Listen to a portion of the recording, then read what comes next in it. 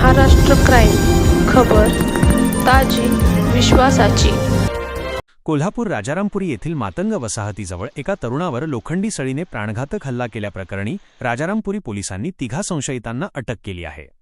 न्यायालयाने या तिघांनाही 5 दिवसांची पोलीस कोठडी सुनावली असून शिवम बुचडे, विश्वजित कवाळे आणि निलेश सकटे अशी अटक करण्यात आलेल्यांची नावे आहेत।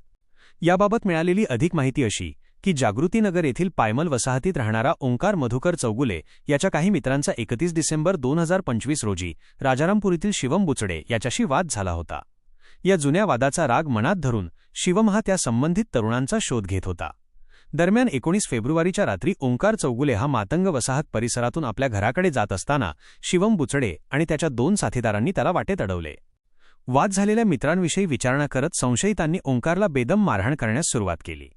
यावेळी लोखंडी सळीने डोक्यावर आणि शरीरावर वर्मी घाव घातल्याने ओंकार गंभीर जखमी झाला। त्याला तातडीने उपचारासाठी रुग्णालयात दाखल करण्यात आले आहे।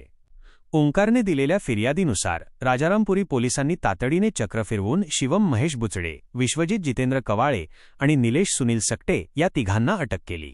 पोलिसांनी या तिन्ही आरोपींना न्यायालयात हजर केले असता न्यायालयाने त्यांना पुढील तपासासाठी 5 दिवसांची पोलीस कोठडी सुनावली आहे। या घटनेचा अधिक तपास राजारामपुरी पोलीस करत आहेत।